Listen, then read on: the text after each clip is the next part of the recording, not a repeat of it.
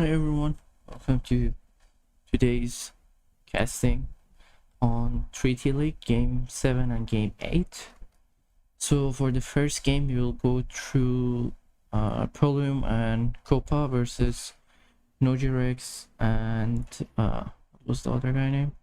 Darkrop Wan Beho. I hope that is the right pronunciation, so I hope that is right. And also let me just check if my game is going smooth. Yep. So firstly we will go through Copa as I've said. So I think this was the game. And regarding treaty, the Lakota Hill Treaty Tournament casting for the final game, most probably I will be doing it tomorrow with a surprise, so stay tuned for that. And meanwhile let me just fix the lag on the casting, so I have to do this adjustment and then hopefully it will be right. Okay, so firstly we have on Nojirex we have French and Portuguese.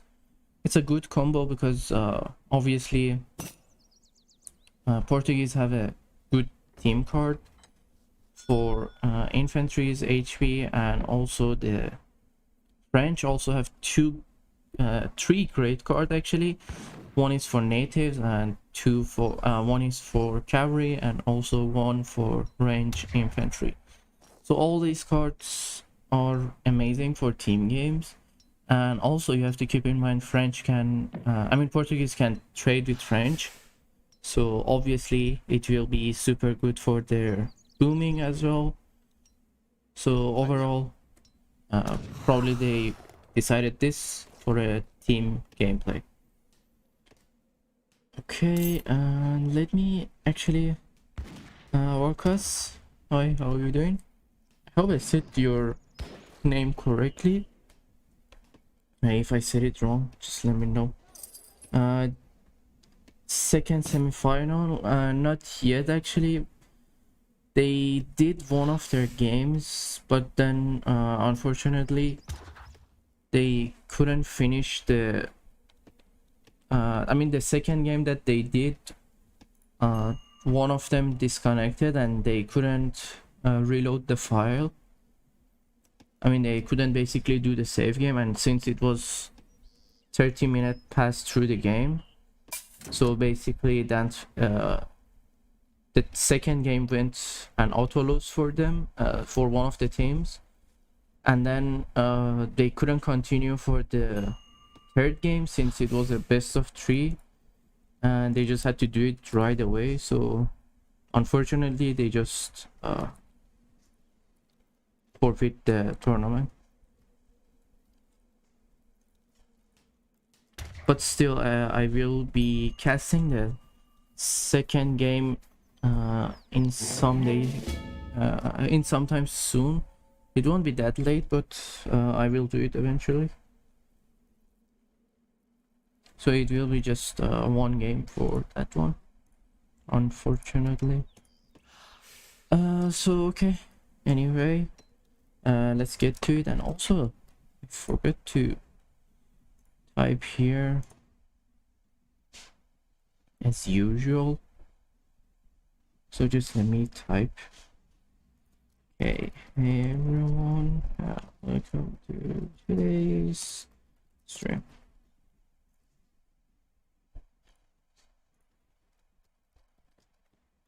Okay, so let's get to it. So for these, let's check their cards and their decks first. So the French player, he's missing the Age 1 team native card, but instead he has taken the two of the coin upgrades for plantation, but he skipped the Age 1 plantation card, so he can obviously take all these cards for Age 4. But if it was me, I would have dropped this card, so, or even the team in 10 infinite Horon card.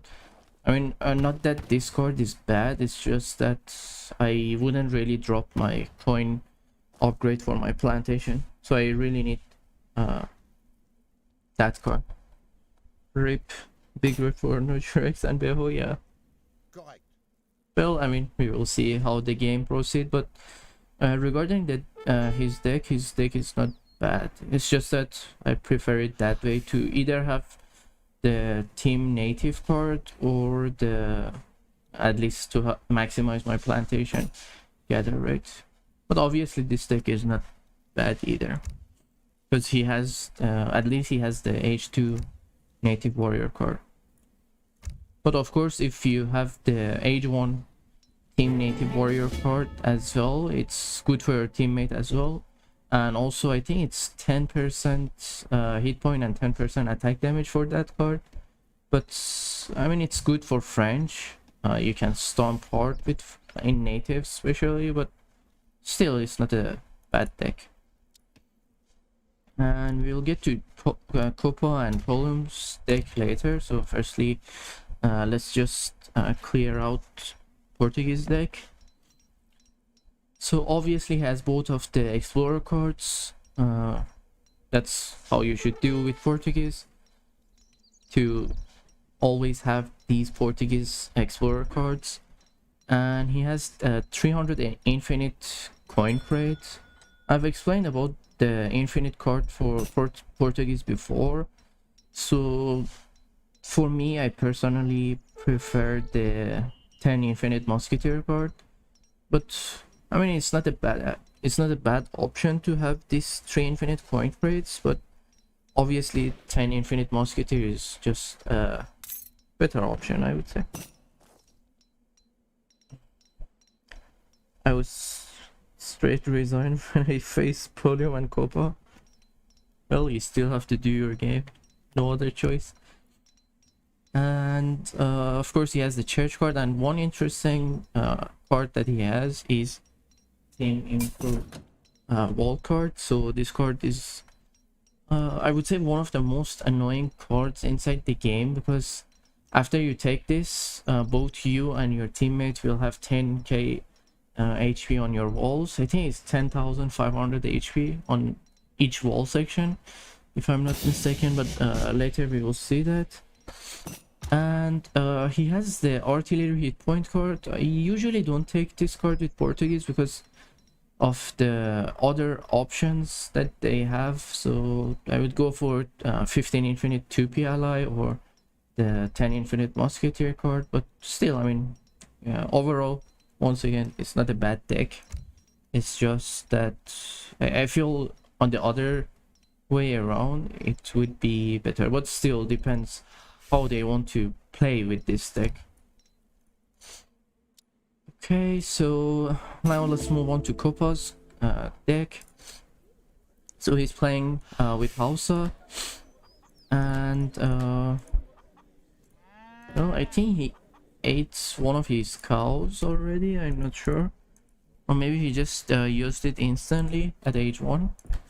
But obviously the first choice for the Hausa is your church. And also let's check his deck.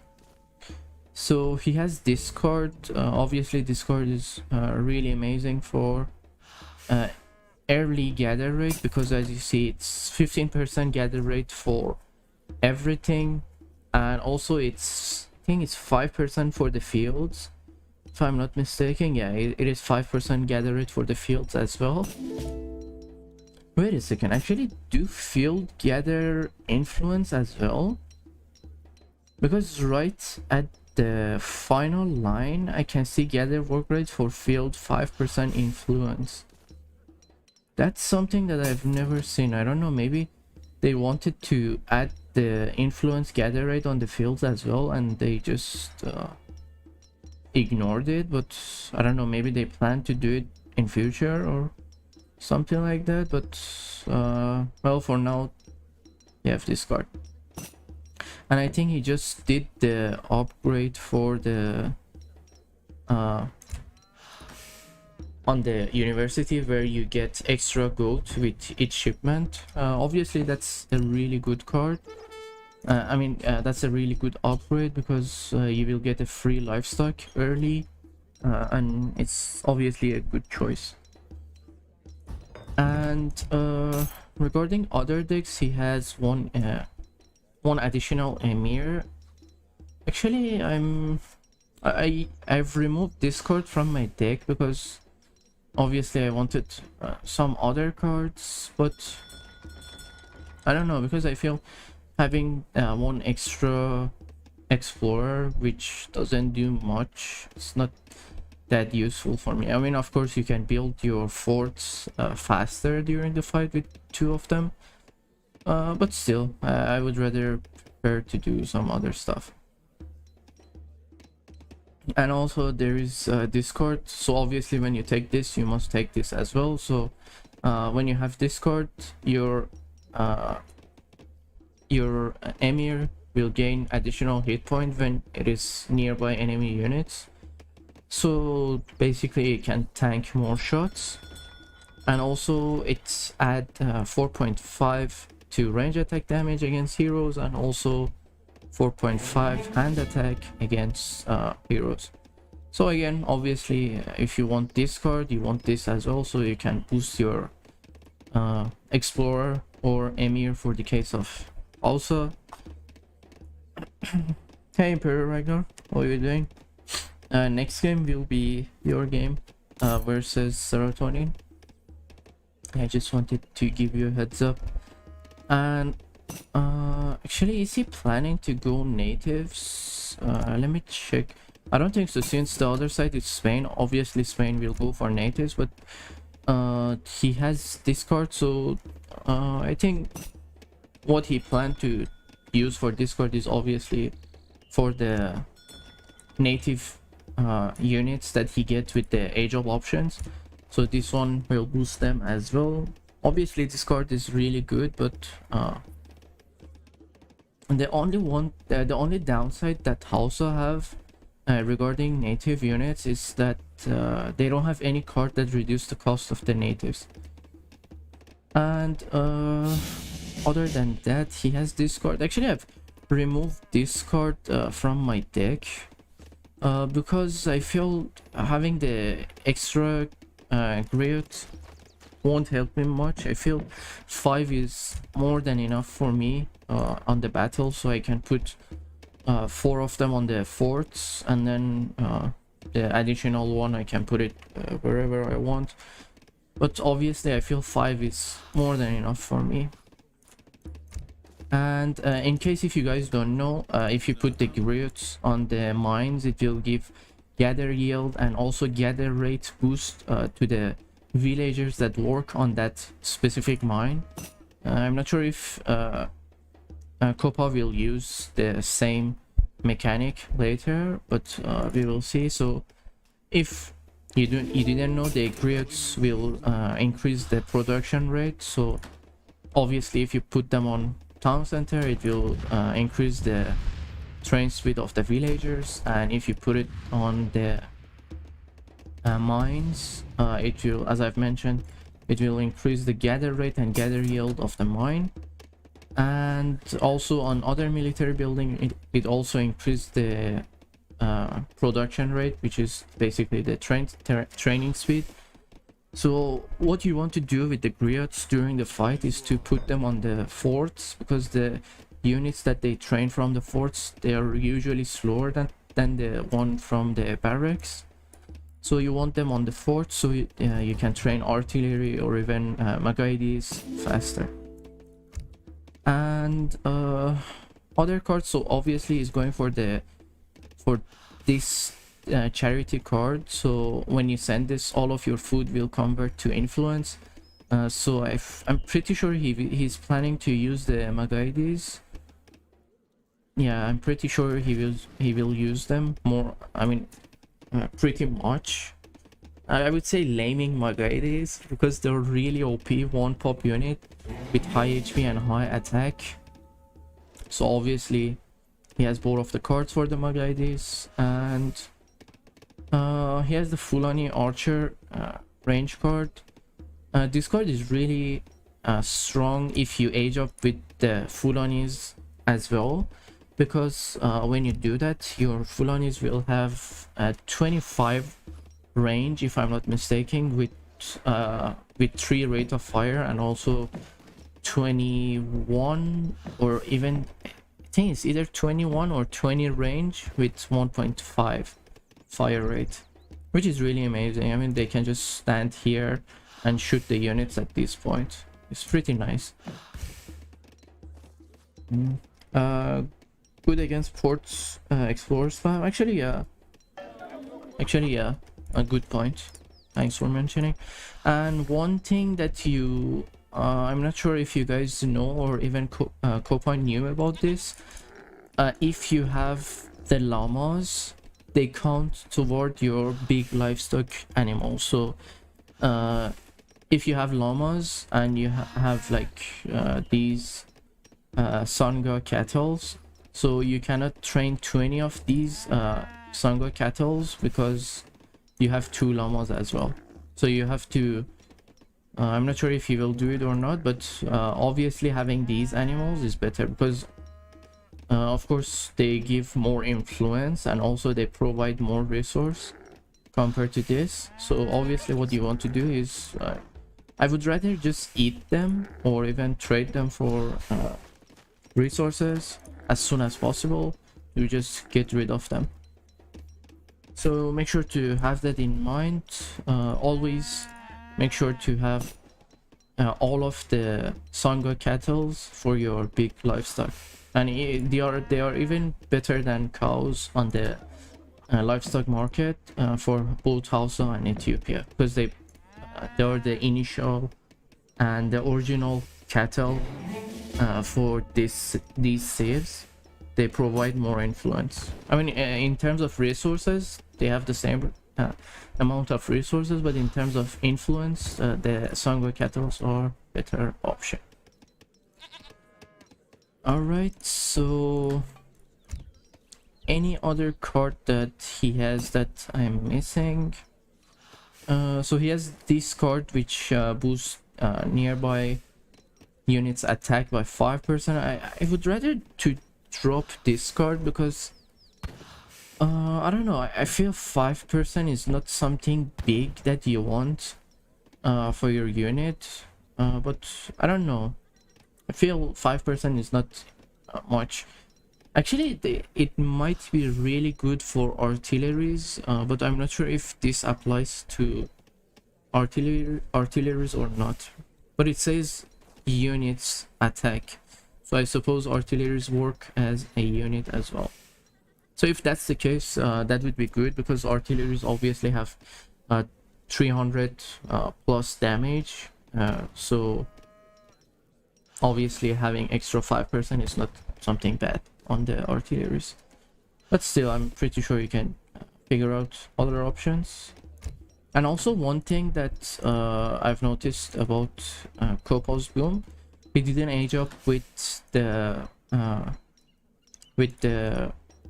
Berbers, so he, as you see, he doesn't have the native embassy anywhere, so he doesn't have basically the Berber villagers. And then actually regarding Hausa only, this applies for Hausa only, having this H3 town center wagon is not a bad option, but still I don't have them in my deck because obviously I have some other cards instead. So the reason that having this card is good is because of the universities. As you see, when you have town center and fort nearby your university, it will boost their university's gather rate for influence to this much. So obviously when you have more town center, you can build you can have more influence with Hausa. And other than that, I think that is all, but one thing about his deck, so I would suggest him to take infinite, the 5 infinite Leafeating Knight as an infinite card rather than 300 infinite influence. I feel that one is much better, but I mean, obviously that's up to you, but for me I prefer the 5 infinite Leafeating Knights. And of course, always you want to take these livestock when they are at max amount. So one of the easiest way to do it is to just hold control and then click on this amount when they are at full amount. I mean, you can do it at any amount as well. So when you hold control and click on it, it will just sell that fattened livestock. I mean, this is something that maybe some of you didn't know about the livestock market mechanics. And at last, let's check Polyum's deck. So obviously we have seen his deck before inside the other games that I've cast. So it's just a pretty standard Spanish deck for natives. So he has the 7 infinite Mayan allies and 300 coin. Of course you need that. And the other cards are just pretty standard for Spain in natives. And also some of you asked me if the universities work on your allies town center as well. They don't. So the only way that you can make them work is to have them on your own town centers. So let's say if you place your university here, I'm not sure if we can find any stock gather rate for the universities, but obviously the gather rate won't be 1.5. It's lesser. And also just something else. So for the universities, you can set them either on influence gather rate or XP gather rate. So I still haven't seen anyone to put the universities on influence, on XP, but I'm pretty sure if you put them on XP, you can get all of your cards before the 40 minutes. I think that should be the case, but of course, in that case, obviously you won't have this much influence. That's something obvious. All Jaegers type high core. Actually, Carl, I'm not really sure what's your in-game name. I feel I have seen your name somewhere, but I don't really remember. If you can tell me your in-game name, that would be awesome. Alright, so I think Coco age up with the Eurobuzz instead of the what is it called?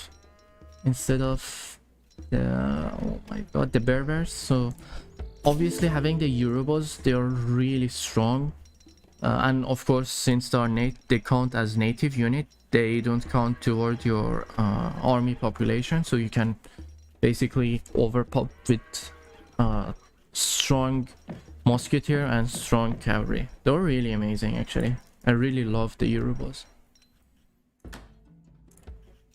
Alright, and also something else about the universities, even if you build like 2 town center, it doesn't stack. Actually, his universities are maxed. If I could show you how they look like. So he's on university build limit, but Doggy, oh hi Doggy, really? I didn't know your name is Carl. Or you're trolling me, I don't know. But anyway, I think Copa didn't knew about the griots on the mine mechanic, so obviously he still has his griots on the town center, so that won't do anything anymore. But obviously if you put them on these mines, you can just get so much benefit from them, because it will help you to gather faster and also gather extra gold. And since the gather rate on the mines is higher than the gather rate on the on the fields, obviously it's a better option for Hausa, especially. I've seen some people, they put villagers on mines on the European civs, but I have to tell you that that is not the best case, especially for the European civs, because all of the European civs, after you hit Imperial, it is the best option to use the mills or estates, because obviously they have better gather rate. And Copa still has this one llama, and he still hasn't ate him. Actually, I want to see the... Okay, look at this. So this one is fully fattened and it gives 0.5 influence, while the llama, it is fully fattened and it gives 0.24. And when you have this llama, you cannot overpop. I mean, yeah, you cannot get the cattles anymore. As you see, he has 19 cattles and 1 llama. So always get rid of the llama. Alright, and I guess I've explained everything, so basically we can just skip forward up to the point where the battles start, or at least 5 minutes before the battles. And also one more thing about Hausa, you always want to use the heavy cannons. I've seen some people, they use falconets rather than the heavy cannons, so please do not do that. The heavy cannons is always the best option. So in this case, you do not want to skip British age up for Imperial, because obviously we'll get the Arsenal wagon. Where is it? This one. So you get Arsenal wagon, and it is really good for Hausa especially. And in addition to that, you get army overpop, which is really amazing. And also you will get the ability to train the heavy cannons from your forts. Actually, it's kind of stupid that Ethiopia can train 5 Sebastopol mortars at once, but Hausa can only train 1 heavy cannon at a time. So you cannot like shift click on the heavy cannon and it gives you 5 heavy cannons in the queue. So you have to train them one by one. And that is like unlike Hausa. Sorry, unlike Ethiopia, where you can train 5 mortars at the same time. Okay, so this is the this is what I wanted to show you. So the universities without the town center or the fort, which is this one. This is actually the not the fort, the palace. It calls palace, but I call them the forts because they're basically the forts for Hausa. But yeah, without the palace and the town center, the university gather rate is 0.75, and with university and palace is 2.25, and with only town center alone is 1.5. So obviously you always want to have as many university as max amount, so you can just get so much benefit from them. And also I'm not sure why Copa is not training, it's not trading these livestock, because I'm seeing them at full amount for a long time, but he's not using them. Oh, actually he's using 50 Fulani. And the reason that he can do this, obviously he aged up with the Fulani allies. So when you do that, your Fulanis will have extra 5 range on their max range attack, as I've explained. And also in addition, they can chop the wood. But the gather rate on the wood is not much, it's 0.13, but still it's not, it's just, you are not using villagers, and it's just the military units. But I feel he trained too many of them, because I'm not sure if 50 Fulani are just enough. I feel it's just too much for them. Oh my god, I was wondering why there is a heavy cannon shot this early. Who are Polum and Copa? Are they German? Oh my god, Neto, stop please. I mean, if Copa find about what you said, I'm pretty sure he will kill you. You obviously know them. Alright, so obviously since he's planning to go for the big trade, he has more villagers on food and less villagers on coin, so he can get more food. So obviously when you have more food you can train more Magaidis, which are really strong and amazing. Actually, this is a good idea to do it because you can send additional palace. You can build additional palace, and basically you can make this university to have 2.25 influence gather rate as well. But I usually skip this and go for the other cards like this. And did he send all the... Oh, actually I use the mining card since I age up with the Berbers, so you get the salt wagon, and I just use the salt wagon and the gather rate on the mine. I think it's 1.05, so I use that with 20 villager, and the rest I just put on food, and with that alone it's just more than enough to support my coin. And if I have any problem with the coin during the fight, I just switch the fields to the coin gather rate. And also something else regarding the coin, regarding the fields. So after you get this card, your villagers will auto gather the wood as well. So actually I'm not sure why Copa is using the wood. I mean, using the villagers on wood. Actually, this is really strange. I'm not sure why he's chopping the wood with the villagers. Obviously the best choice is just to have this trickle with the villagers and also use the Fulani. Usually that's more than enough for me. If it is not enough, you can just put like 5 or like 4 more villagers. That is more than enough for Hausa.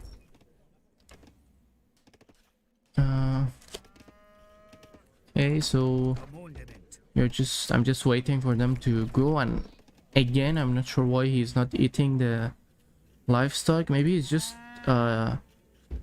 letting them to gather influence. Maybe that is what he's doing. But because when they are fattened completely, actually I don't think he has any cattle that is not fattened, but when they are not fattened, their influence trickle is lower.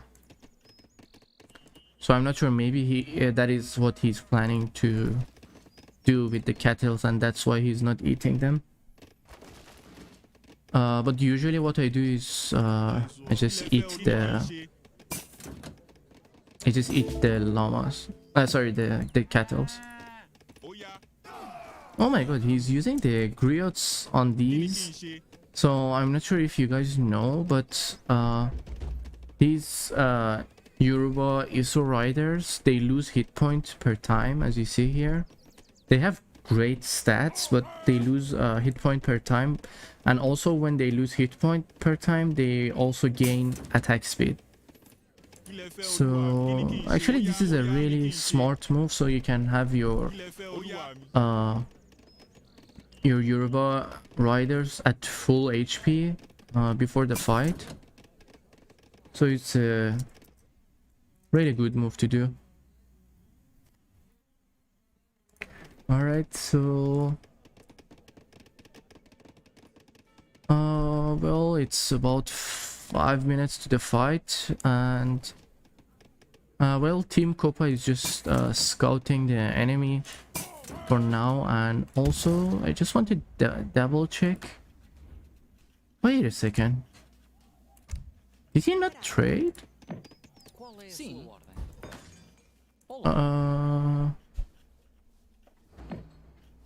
Actually I wonder what is he doing.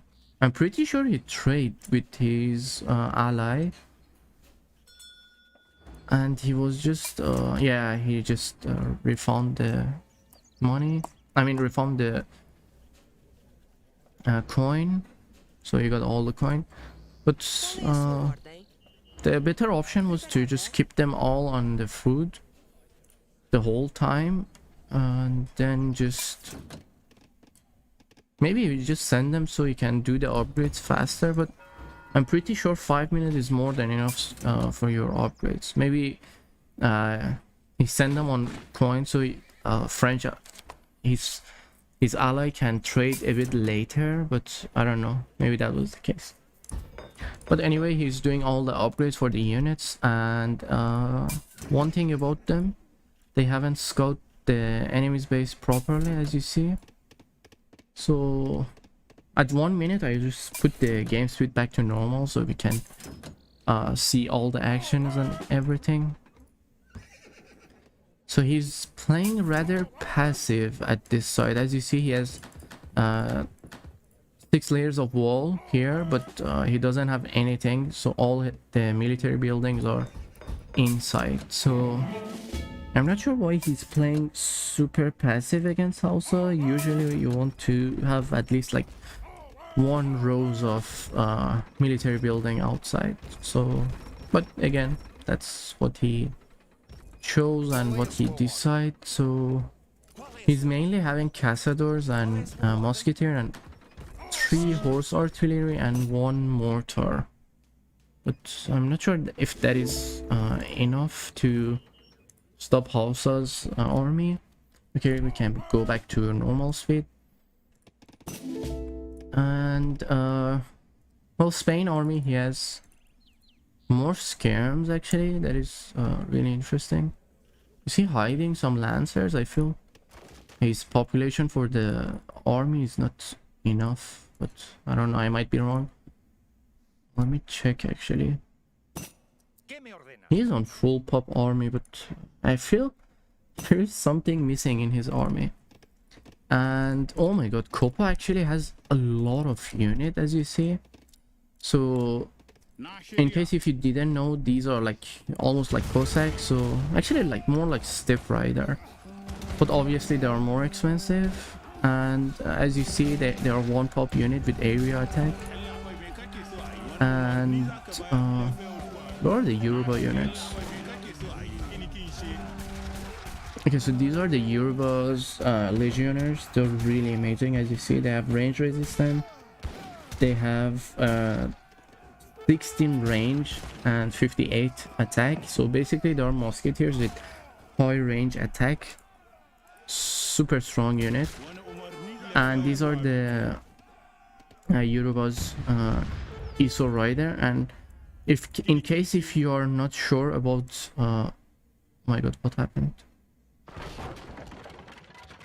Okay, someone deleted the pillars or the walls, and we got the lag as well. Okay, so in case if you don't know how to overpop with the Yoruba's allies, you just have to max all of your units, and after you do that, oh my god, what is happening? Why I saw oh, this is it. Okay, so and there is 1 scout here and it's killing his units, and Copa is just using the villagers to kill the enemy units. That's really OP. Okay, so so 1 fort and 3 outposts is going up. And actually, did he upgrade the outpost? Yeah. Oh, 1 unit is stuck here. I'm not sure if he will notice that or not, but yeah, that is stuck there. And okay, now Copa is sending raids to siege down the natives, and this one is for the French player. Okay, so wait, actually, did the Portuguese player took the native upgrades already? I mean, it's just 1 minute and 50 seconds. I'm not sure if he's that fast. I don't know, maybe he did it like super fast, or I don't know. We shall see. Home are insane with France. Actually, I heard otherwise. I heard Poland is insane with Spain, which he is playing right now. Okay. Actually, as you see, like, Copa is not doing that much wall. He's just focusing on his unit and how he's sieging the wall.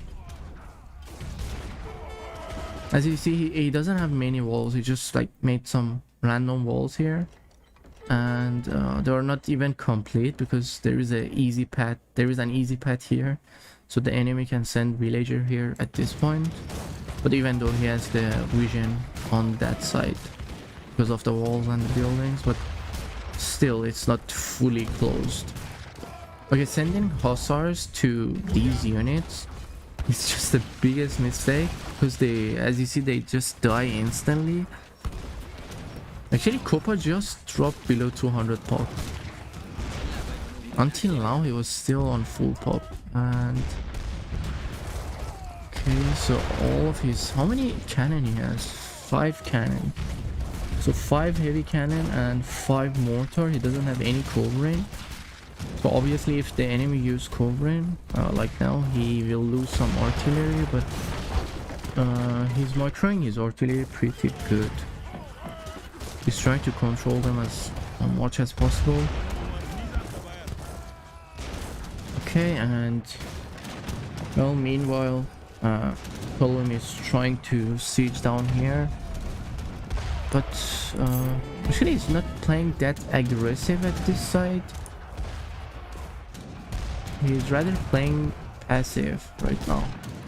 I don't know, I feel Spain should just run over French in natives, but I don't know, I might be wrong. But actually he has like so many dragons, maybe that's why the lancers are not doing their work, so maybe that is the case. Easy game, the Brazilian smashing way by the screen, yeah. Actually, well, he still has one more layers of wall, but I'm not sure if that would save him.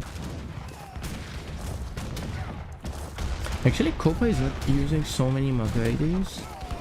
As you see, how many does he have? 8 only.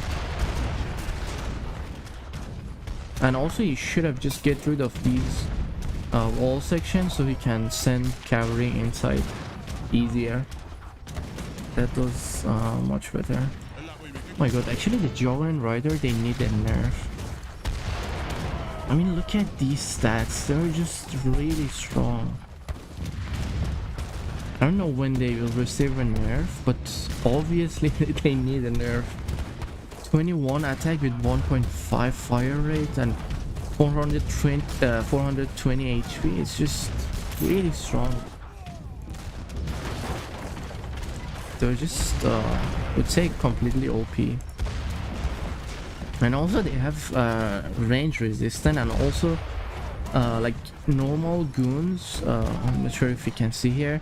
As you see here, they only have range multiplier against other cavalries, but these Javelin Rider, they are even stronger when they are at melee. As you see, they have 21 attack, 5 multiplier versus cavalry in melee, and also 3 multiplier in melee against artillery.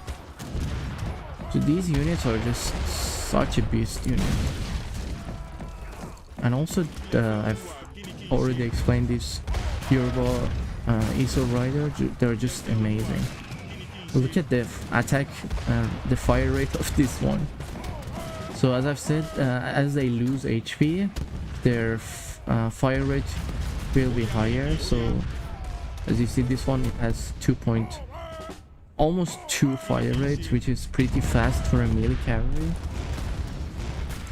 And Copa is crushing here. Anything else happening here? No, it's just zoning him. And now actually Poland is also pressing here. He should have built some military buildings here because he doesn't have any, so he cannot press that fast because all of the units are coming from this position. Copa Eco is good? Yeah, of course it's good. It looks no good for me. Well, maybe it's just because of the coin, maybe that's why you say, but That should be fine. He can just, because he can just change all of the fields to coin, and then that would be more than enough. 65k food for Hausa is just quite a lot. You can do quite a lot with Hausa. In fact, I changed my deck thanks to you. No worries, yeah.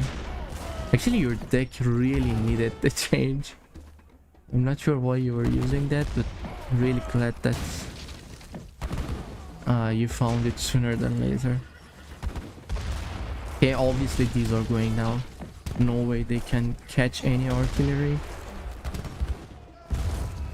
Actually, Jaegerchere is just dropping his scores super hard. The reason is he's obviously using more units than artillery, unlike Poland. He's just mainly focusing on cavalry, which are obviously expensive. So each dragon is 180 cost, and each gendarme is 300 cost. Wait, he didn't send the gendarme card? Wait a second, this should be cheaper. Okay, now it is cheaper. I think he just got the card. So so around 260k, 260 resource for each cav. Pretty expensive. Alright, so well, he got one mortar finally. Wait, what was the grid doing at that point? And also he has these Yoruba ISO riders at the back, and he's not noticing it. Actually, let me check if this cavalry is still here. No. Well, he took it off. So he finally realized that cavalry is missing. Yeah, and also he's sieging down this. Okay, so by right, this castellar should be able to get rid of the javelin riders, but since there are melee cavalry and also the artillery, the castadors are not really useful at this position. Okay. Actually, I'm pretty sure here is wide open, so Copa could send some cavalry raids to here. Well, he has like one unit stuck here. I'm pretty sure some cavalry can pass through here, because I saw it earlier as well, but we'll see. But they're really close to breaking in, so yeah, the wall is down. So obviously he can send some cavalry now. Yeah, as we expected. So the cavalries are coming in.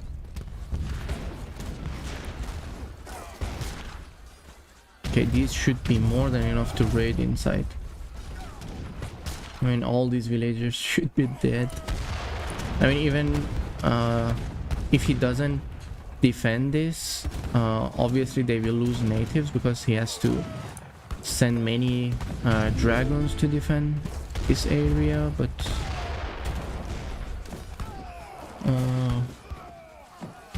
well, French eco is dead to me. Let me see.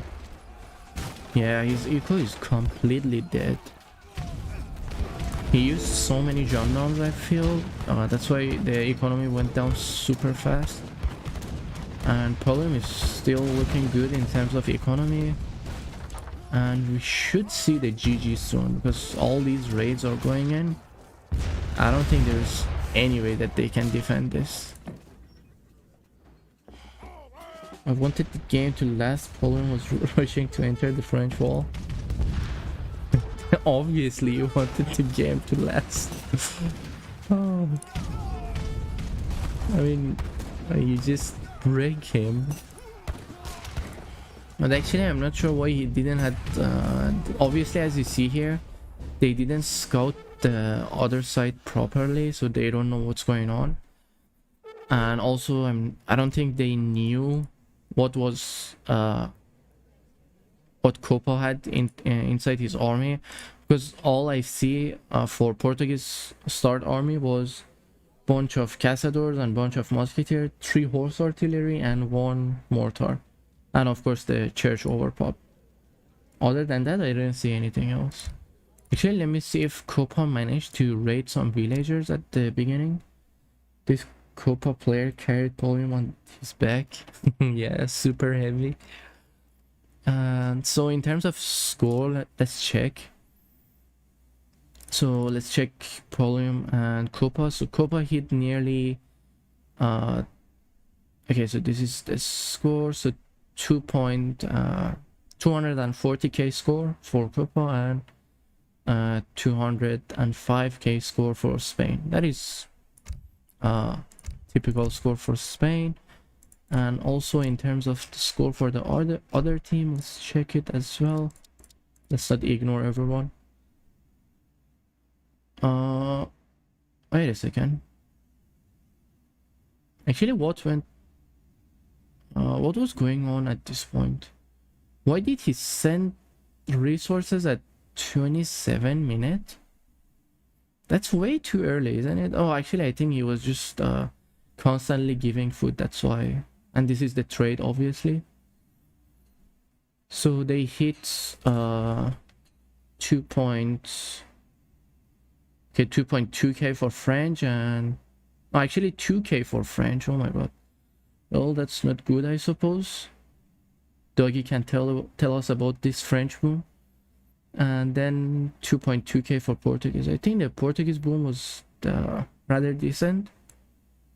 I mean, obviously he did the trade, but still it wasn't that bad. And also I wanted to check the villagers, if they deleted some villagers or something. Oh, this is... I wanted to press on this. So Copa managed to do some raids, but it wasn't that much, but still. I mean, GG to both sides. It was a nice quick game.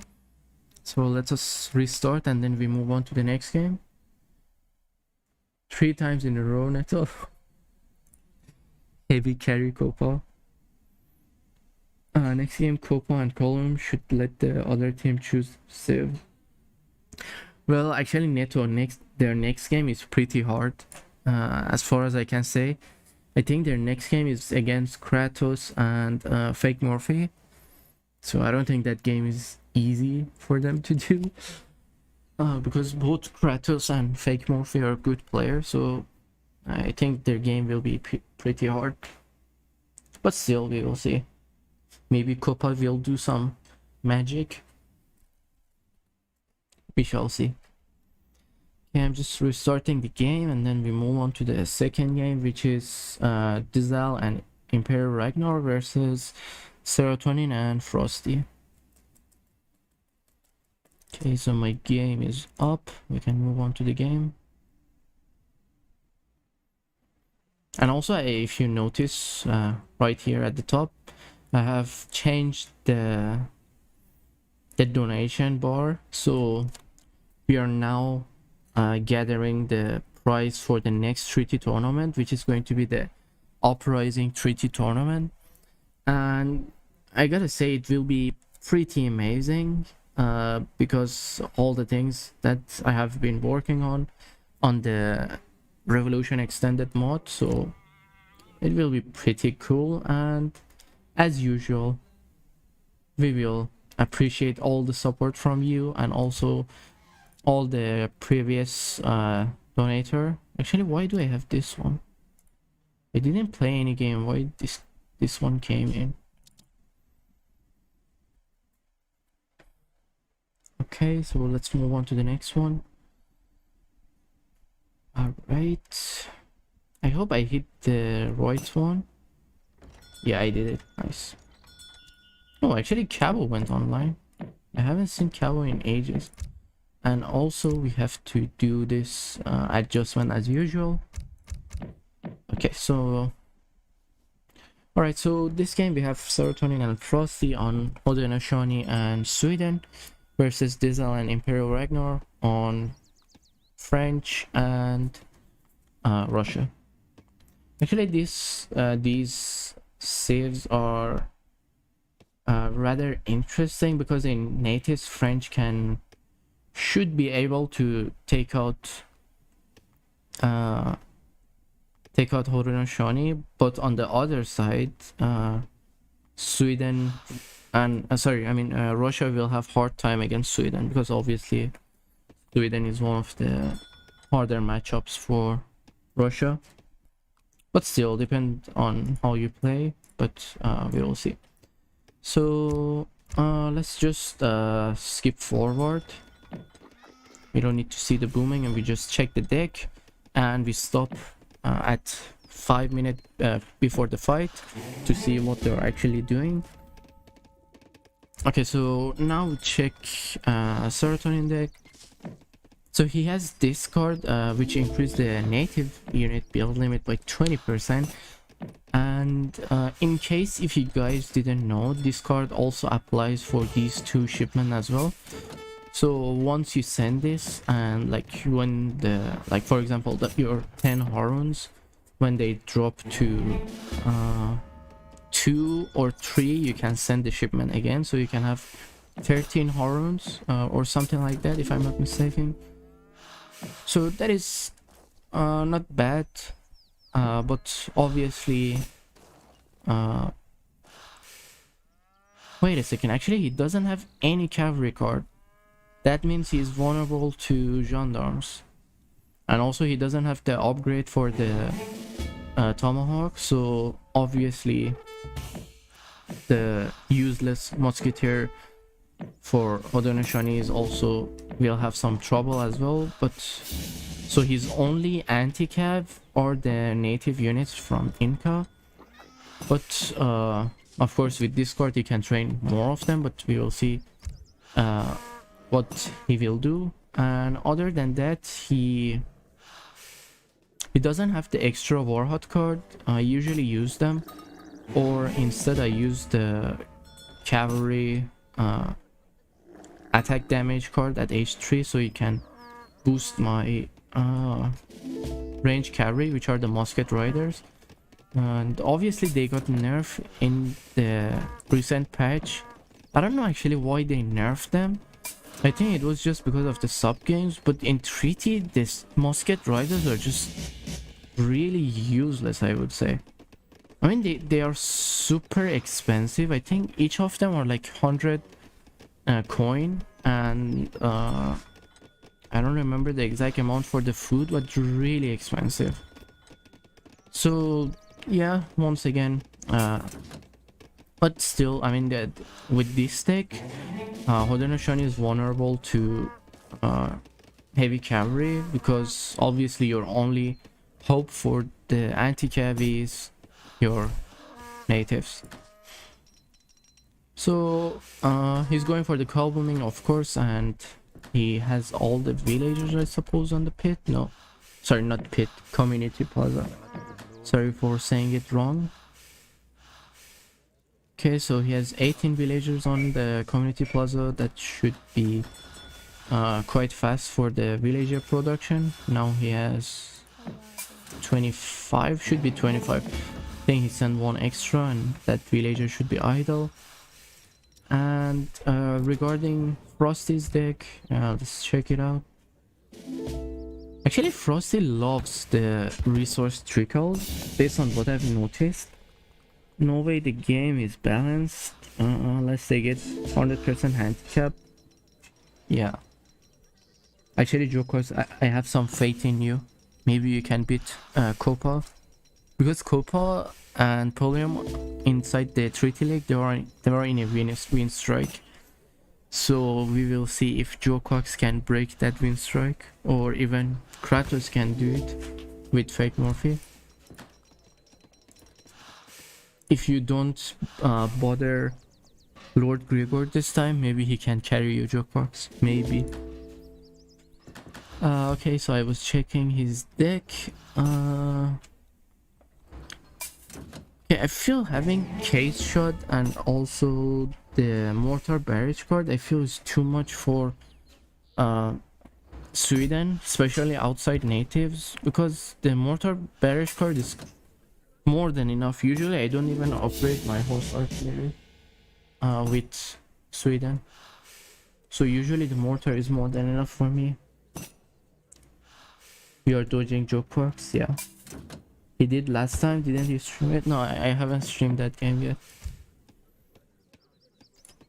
Been really busy fixing the Lakota tournament issues and also adjusting the surprise that I have for you for the final cast. I mean, a lot of stuff basically. But other than that, we were on the Sweden deck. So other than that, his deck is pretty good. I mean, he has the mercenaries as well, and also he has all the H2 melee cards. So obviously he will use the Lance Knight, because the Lance Knight, as I've said it many times, is one of the best 2-pop unit inside the game at the moment. Especially with Sweden, because you get 900 HP on them. Actually 920 HP if I'm not mistaken. And then in addition to that, they have high siege, they have swept area attack, and also they have high attack damage. So basically they are a killing machine. So if they are against anything other than skirmisher and also artillery, they can just kill anything in their path. They're really strong. Actually, not anything. I feel they will struggle against Horomotos, as any other melee unit do. Sweden versus Russia, what a lamer. Yeah, I know, Dramos. Painful to see. Okay, so let's check Imperial Ragnar deck. So he's going for the greedy deck with French. He dropped the H2 coin card, but he took the church card for French. And also, I'm not sure, I've said it I think before, usually when you want to fair trade either with your ally or yourself, don't send the royal mint. Just skip the royal mint and then send the other military card. You can send the team cards early. And I don't know why you cancel this Imperial Ragnar, because obviously this was one of your best choice to have right now. I don't know why did you cancel it. You should have sent this way too early, so you can send the Napoleon code and then have the villagers extra gather rate on the meals and also on any type of resources. But I mean, of course your building cost will be increased by 50%, but still, I mean, when you have the card, just use it as early as possible. So I'm not sure why you didn't use it. I never got to go. Oh, you will fight Tina. Oh, come on, joke artists, don't run away. Oh, actually, yeah, your game versus Tina is still there. You have to do it. Actually, why no one took this coin mine? That is the question. So yeah, I mean, we have explained about Imperial Ragnar deck and the mistake that he did. Well, same goes for Dizel. I don't know why you sent this royal mint before the fight.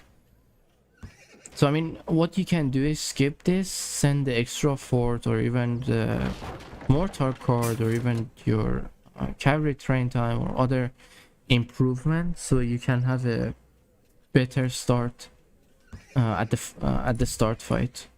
I mean, obviously you're against Sweden, so you need to have stronger army. I'm not sure why you did that. Dodger, yeah, Dodger joke quacks. Dodge quacks rather. Oh my god. Well, he had like one stock villager here. Should be idle soon. Yeah, as you see. I don't think he noticed that, but yeah, that was the stock villager.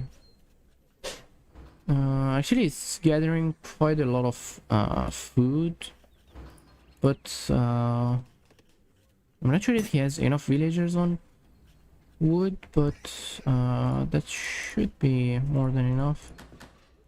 Yeah, the factories are on wood as well. It should be enough.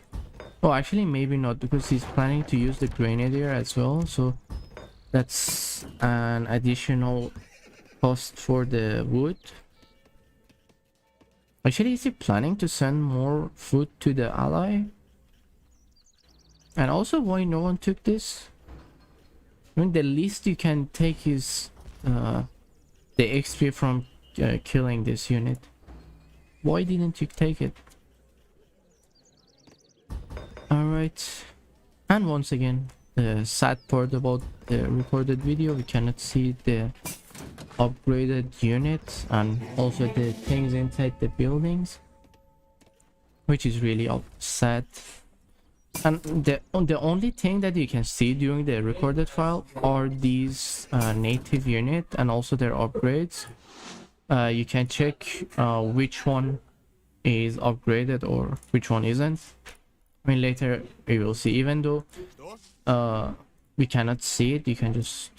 And also this thing, many people ask me, so in case if you want to see what upgrades and improvement do native units have, you just click on the socket, which is this one, or click on the one of these houses, because all of them are like a hitbox. So you click anywhere on this area on the native settlement, and then you hold Alt, and then you can see all the units, all the upgrades, and all this stuff, as you see.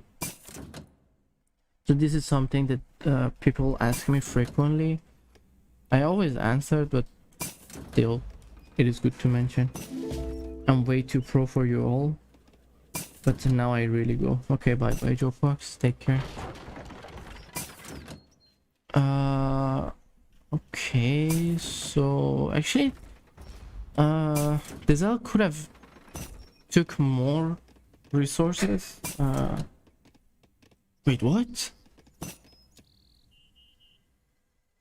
He received the wood from Imperial Ragnar? Actually, why Imperial Ragnar have so much wood? Why he has 20k wood? I mean, even if he do all the upgrades, still should be more than enough. I feel he had so many villagers on wood. Probably. Oh my god, why didn't you use this? What is the point of having this card if you are not using it? Especially at the start fight, because you get the Grenadier overpower. I don't know why you didn't use it, but I'm really upset. You shouldn't have done that. Okay, so... Well, Serotonin has 100k coin. Oh my god, look at these. All these Michael Jacksons. Okay, we go on normal speed. Sorry. And also, wait a second, let's just pause it here. So in terms of scouting, Serotonin and Frosty just scout these areas, but I'm pretty sure there are more stuff here. Yeah. So they haven't scouted recently, and sadly Imperial Ragnar and Dizel didn't even bother to scout the enemy's base. So obviously they have no idea where are the factories, they have no idea where are the weak spots, so we will see. I think I'll do that next time. Yeah. Actually, I mean, if you plan to play natives with French, don't take this card, because you need the wood for your native units, and also because I've already explained, when you use that card, each of these buildings, they cost 50% more cost. So each wall section is 7 wood instead of 5 wood, and each military building, I think it's around 300 resource, 300 wood if I'm not mistaken. So it's not really worth it. Okay. Well, Frosty's militman just came to the fight and he hasn't taken the upgrade yet. And oh my god, actually Dizel could have used these halberdiers better and wiser. He was obviously distracted with this point, and always keep in mind, never use your grenadiers to kill artillery because they have negative damage versus artillery, as you see. So basically when you're damaging an artillery, they will get so 33, let's say 32, it's 16 damage per attack. So just ignore that. For Smalley is deck with 3-4 for Russia better than grenades. I use 3-4 Dramos. 3-4 is good if you want to play around the map, and also 3-4 can be useful if you're playing a heavy press on the enemy, because each of the forts, I'm not sure if he upgraded the fort. Okay, so each of the fort, actually, is this upgraded in terms of HP? I don't know. So each of them, they have this much attack, and where is it?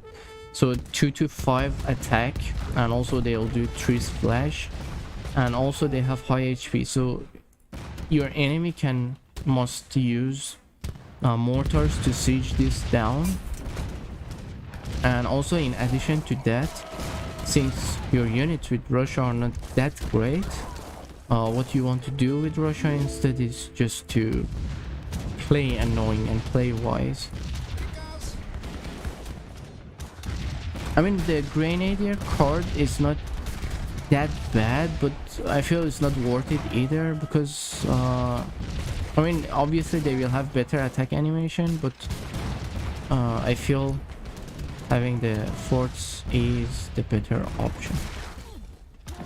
I mean, you still can use the Grenadiers without this card. They'll still do the same amount of damage. This all had the chance here. Could have gone for Sarah's Nat. Yeah, over chopped wood. Yeah, obviously. Giving up combat cards. Actually, Dramos, I don't drop any combat cards. I have all the necessary cards that I need. Oh my god, actually, if he just spammed gendarmes at this point, actually Imperial Ragnar, I'm not sure why you didn't do it, but if you spam gendarmes, all these units would be dead. Why we have so many moonwalks this game? Look at them. They're doing nothing and they're just moonwalking. Okay. Okay, now this is what you should have done much earlier. But still, it's not too late. I mean, 11 Humanicos are not enough to stop all these gendarmes. So what you could do was to go with gendarme and skirmishers combo, and with that you could just do so much stuff. Oh my god, actually Dizal is doing some stuff here, and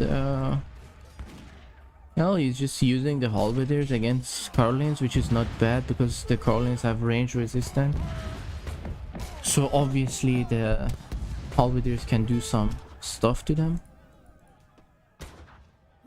Okay, so Frosty is trying to take the corner, but Dizal is trying to take center.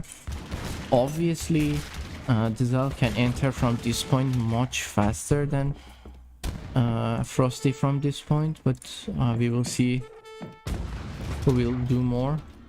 Oh, actually, he's doing multiple side attack. That's what you should do with Russia, but obviously using mortars to siege is much better than having halberdiers to siege.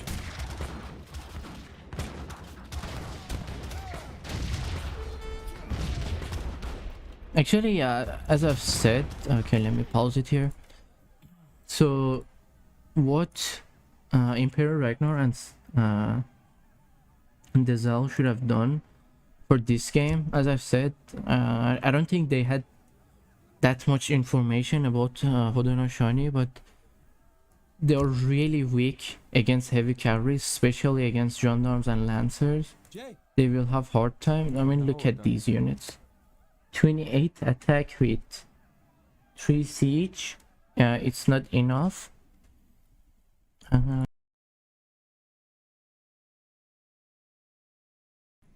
So yeah, 28 attack with 3 multiplier is not enough to kill the enemy cavalry. So obviously, if they just all in or even prevent Sarah to control natives with so I would say for this, what you needed was a lot of gendarmes, because as you see at the early fight, Serotonin had all these manlets and light cannons and a bunch of these useless tomahawks, so you could just kill the tomahawks with your scarabs and then easily just kill the rest of the units with gendarmes and press hard to on the natives to control his native, and then basically that would be a dead point for Sarah, because in that case you could just press him super hard with scarab and gendarmes at, I mean, that those units only,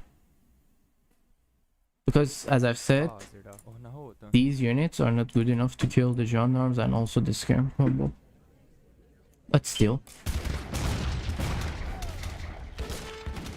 Okay, so he has these artillery foundry, and actually the grenadier and halberdier combo is not a bad option against Sweden if Sweden doesn't use artillery that much.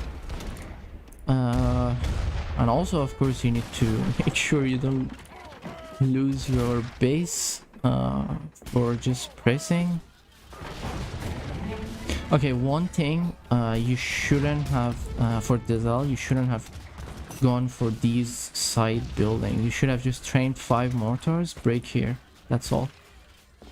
Because I'm pretty sure you can see there are only 4 layers of wall, so after you break that, you could enter the base. But I'm not sure if you did that or not. So you have 4 mortars, but yeah, you don't have discard. Oh my god, why did you send this now? I mean, obviously your coin is not at a bad position now, so I'm not sure why did you send a textile mail card at this point. You should have either gone for well, since you're using halberdiers and you're sieging, taking this was better, so you could siege down the walls faster. Obviously, just get into eco. Yeah, I don't know why he wasted so much time to siege down those. Okay, so these hussars should be dead. Oh my god, so this is a dead point for the Zal. There is no way that these units can kill the Landsknecht. Look at this. Look at them. Oh my god, they just melt them. And they're not completely... they're not 100% upgraded yet. I'm pretty sure there is 2 more cards that he has to send. Actually 3 more cards. After you get those cards, their HP will be 920 and their attack will be 110 if I'm not mistaken. But yeah, I mean, at this point Russia cannot do anything against these units unless you just make so many strelets and horse artillery, so you can just get rid of these ASAP. So yeah, I feel Dizal just wasted so much time sieging the side buildings, which were almost useless. I mean, look at this. You just had to speed up the process of sieging and then you would enter the base easily. But still, we will see. Okay, so Sarah is using so many manlet, and also let me see how many. So again, at this point, he only have 5 anti-cav. All you needed to do at this point was to do so many gendarmes. That's all. I mean, just ignore the artillery and just go for gendarme and skirm. That's all. I mean, for next time, obviously. I'm not sure how this game ends, but that's all you had to do. Stupid unit lance match, yeah, really stupid. I mean, they were fine without the swept area, but after they got the swept area, they were just like a killing machine. Really strong. Look at this. Look at how long it took to take out one of them. That's just so painful to see. Alright, so he's sending the last match to the other side. Well, okay, this is another mistake. Never send Opry against Sweden. Just use mortar and halberdiers, Strilet Musketeer. That's much better. I mean, why you want to send Oprys against Landsknecht and Curlins? Obviously it's a bad choice. I mean, look at this. That was just a waste of unit. They didn't do anything and they died instantly. So 5 mortars at this position was the best play.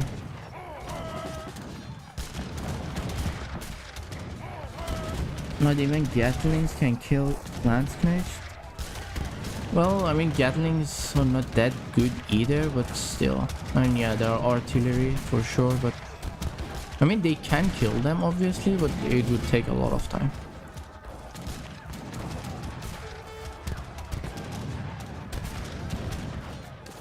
Imagine taking out Sweden wheels, yeah.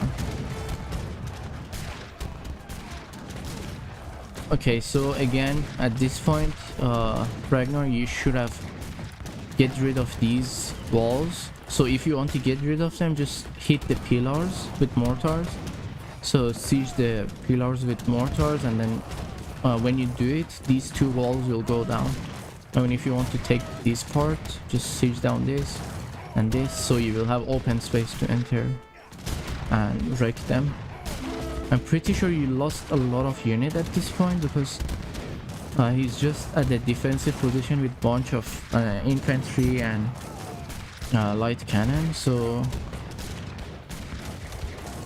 okay, these will go down as well. I think you were distracted, you didn't notice them, so they went down. These go down as well. Let's see actually. What is he doing? Oh my god. A bunch of Opries went down. Actually, Dezal, I'm not sure why you didn't use Strilets at this point. When you see him spamming so many heavy infantry, just go for Strilet and Halberdier combo. That would have done much better against these Landsknecht.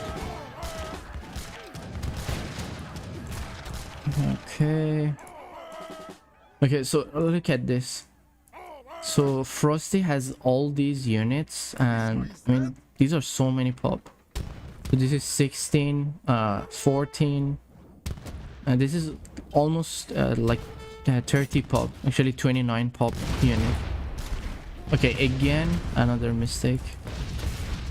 Don't send Opries against Russia, against Sweden. I don't know, maybe you didn't have any other building, but I mean, the least you could do is you could just build a fort here, and then that could just do much better. Because I'm pretty sure you can build another fort, because I see only one fort inside the map. So yeah, you are not on the build limit, so you could build the fort. I hate light cannon. They're like yeah, actually the light cannons are pretty strong. Well, Frosty is just sieging the buildings. Okay, this was a mistake as well. When you have the Landsknecht this close to your units, you would rather not even use the unit. So you should have just sent the unit behind the wall and then try to kill them slowly. Actually, why are you building with your explorer while you have musketeers? Because the musketeers can build the forts faster. Oh my god, another mistake. Why did you do this? No. All these operas for what? I mean, even if you destroy these walls as well, you couldn't do much because these Carlins can just eat you. And still, he has like Landsknecht that can kill you. Grenadiers need a serious buff. Yeah, they need. I feel really bad for Grenadiers. They should be much better. I mean, I don't get it. They have no multiplier against cavalry in melee, but still they count as heavy infantry. It's just really sad. I mean, at least what they can do is just... because I feel if they give them multiplier versus infantry, it would make them really strong. So what they can do is just to get rid of the heavy infantry tag. Ottoman and British Grenadiers are already OP. Actually, not really. British Grenadiers seem interesting. Same goes for Otto, but I mean, they're really expensive. Look at their cost. 180 cost for one unit that costs 2 population. It's just too much. I mean, obviously they're not a bad unit, but they're not good either. They're just vulnerable against skirmishers. I'm pretty sure heads up fight for like one skirmisher and one grenadier. The skirmisher I think can kill the grenadier faster, if I'm not mistaken. So they're not pop effective, they're not cost effective. So the only way to play with them is to play smart with them.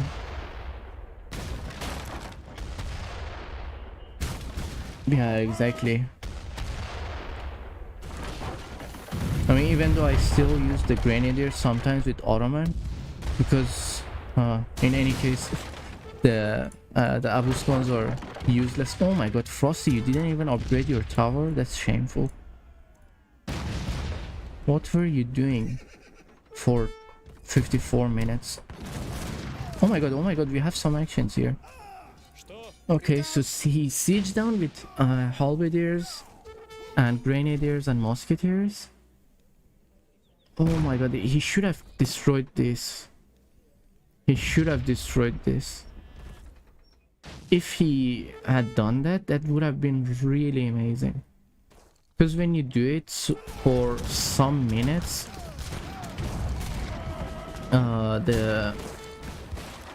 what is it called? The Haudenosaunee player will be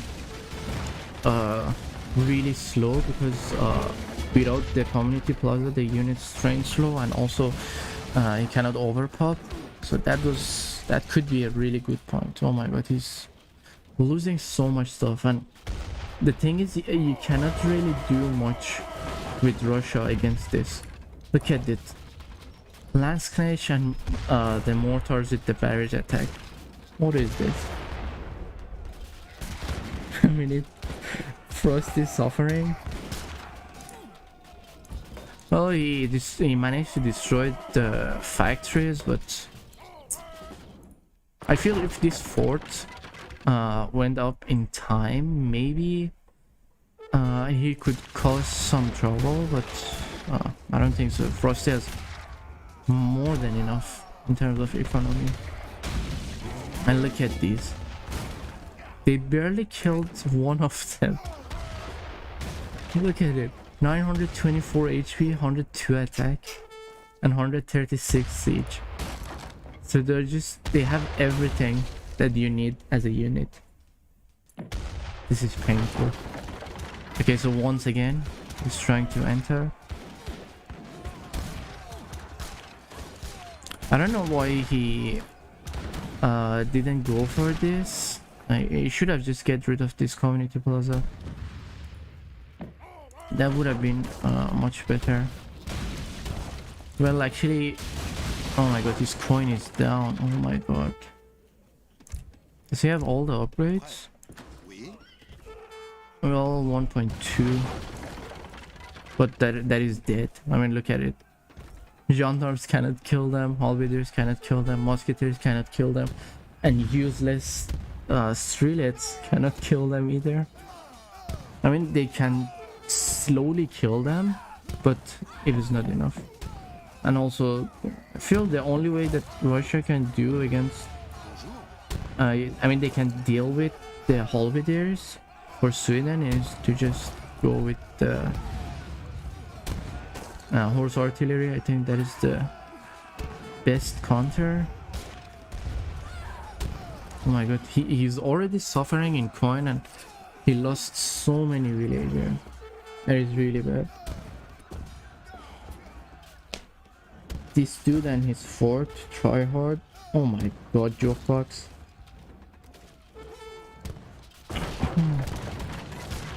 Well, I mean, serotonin just...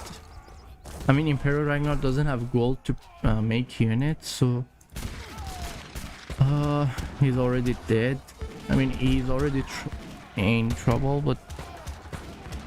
I mean, at this point, when you see there is so much score gap between you two, and since you have taken the factory out, what you should have done was to defend these first.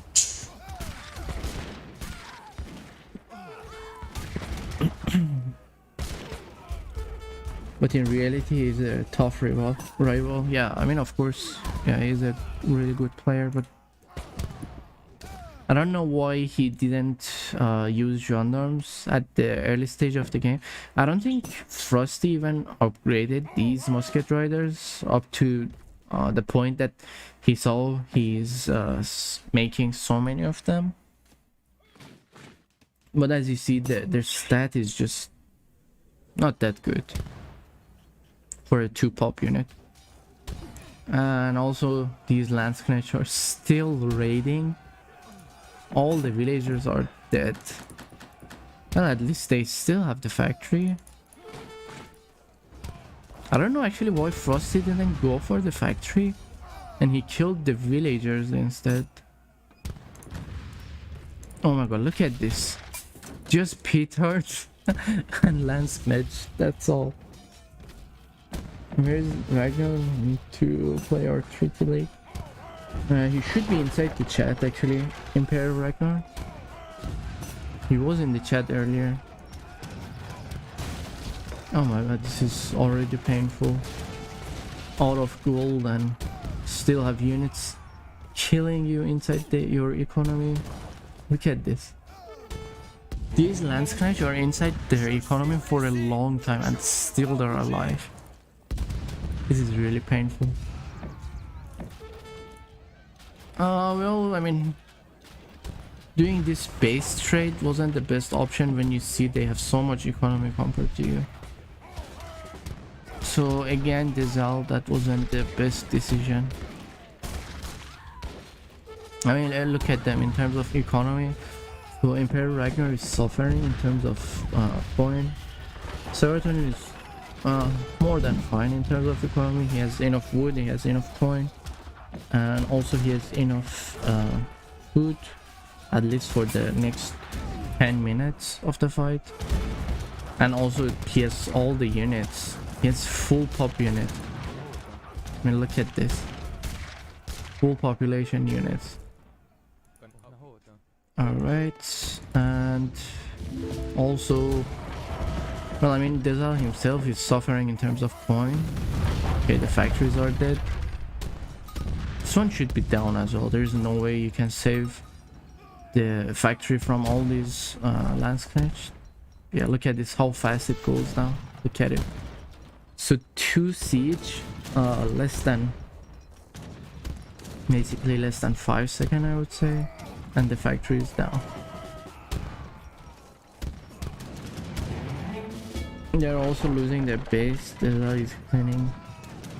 Yeah, I mean, as I've said, since he had taken the factories out, he should have just let them be for the time being. I mean, clearing the base, knowing that you're dropping in score and you have Landsknecht inside your base is not the good idea and good trade. Well, all the villagers are down. How many villagers does he have? He has 30. Well, and these will go down as well. Okay, look at it. So 10 musketeer, 10 skirmisher are shooting and still cannot kill one Landsknecht with one shot. That is painful. This unit is really OP. I've said it many times, but I don't know why they're not considering any type of balance on them, but yeah, the unit is really strong. French talking economy, well, I mean, French with trade is not bad, but obviously you have to track your economy all the time.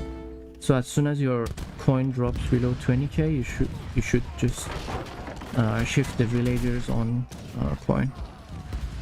And also that's why I don't drop the coin gather rate cards, because they're always useful. They're also losing their base to planning, but we drain first. Yeah, I mean, obviously, I mean, Haudenosaunee is basically on a timer in terms of economy as soon as they drop in gold. So they almost lose as soon as that thing happens. Because no matter how hard your ally feed you, even if your ally is Sweden, but still at some point you will drop. So what you should have done, since you had taken the factory, there was no point to go for more stuff. But still, I mean, it was an interesting thing that you did. I mean, Dizal did, but I'm not sure actually up to which point you used the gendarmes. But as I've said, if you have started to using them earlier, you could have done much more.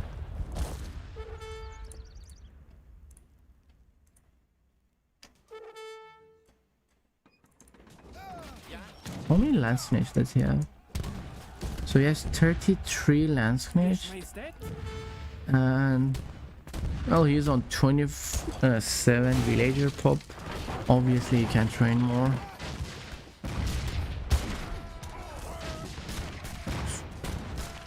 They need eco management after the fight. Units are too expensive, gendarmes especially. I mean, gendarme is expensive, but they're really strong. And also, when you take discard, the gendarmes, they cost lesser, so they're basically cheaper. And also you have the Phone Infinite gendarme card, which is one of the best cards I feel inside the game. Overall, they're not bad. French in native is really strong.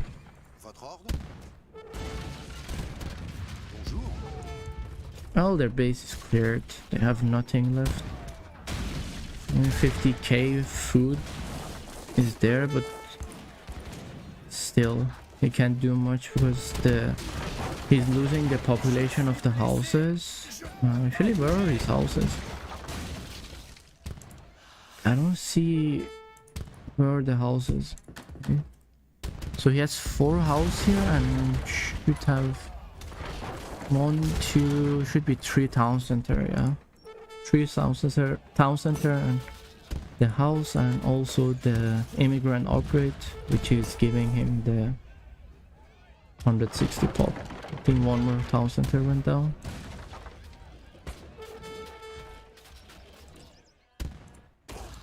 Well, Dizal can eat these cows. No, but I mean, it was a nice try. But as I've said, after he took out the factories, the Sweden factories, you should have just played defensive. But it was a nice game. Enjoyable. I need mass generals from the beginning, yet that's what you needed. That's what you needed. I'm not sure if you scout his army before you make your units, but usually gendarme and lancers against Haudenosaunee is just painful to deal with. So GG's, and let's see. Actually, let me see up to which point the economy start to drop. Because at some point I saw Diesel is using so many Opries, and obviously the Opries are not cheap. So as you see, up to 46 minutes, yeah, 47 minutes of the fight, everyone is doing fine in terms of economy. But as I've said, even though you boom high with Haudenosaunee, but still you will drop super hard, and this is much faster, especially when your coin is about to drop.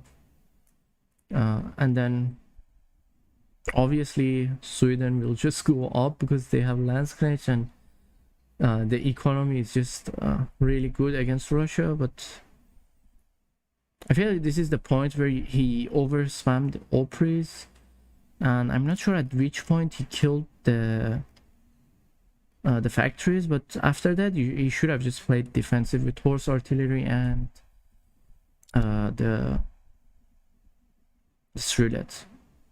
I barely saw him using Strulet. Well, this is the raid that they did. So as you see, both of the side, they started to lose their villagers at the same time, but since the other side was having Sweden with the Landsknecht, and basically with these Russian units you cannot deal with them properly. And also I think Emperor Ragnar dropped to the point where he lost his coin in the economy, so he had to just completely fall back. I think you could, yeah, actually I think the same, Dramos. They could win this. So all you had to do was just take out the factory. I mean, after you took the factory, you just had to play defensive. And of course, you should have just noticed your coin dropping fast. And actually, I think that wouldn't happen if you had mass gendarme and skirmisher at the start fight. But I think it was a good lesson for you to know how to play versus Haudenosaunee. But I'm pretty sure next time we can do it better. But GG's. Well played to both sides. So I hope you guys had fun and enjoyed the games. So for the Lakota Hill Treaty Tournament, for the final game, I think I'll do it either on tomorrow or the day after. I'm just waiting for the surprise double confirmation. So after that, I'll do it. Floating too much food did not so yeah, that's one of the things that happened.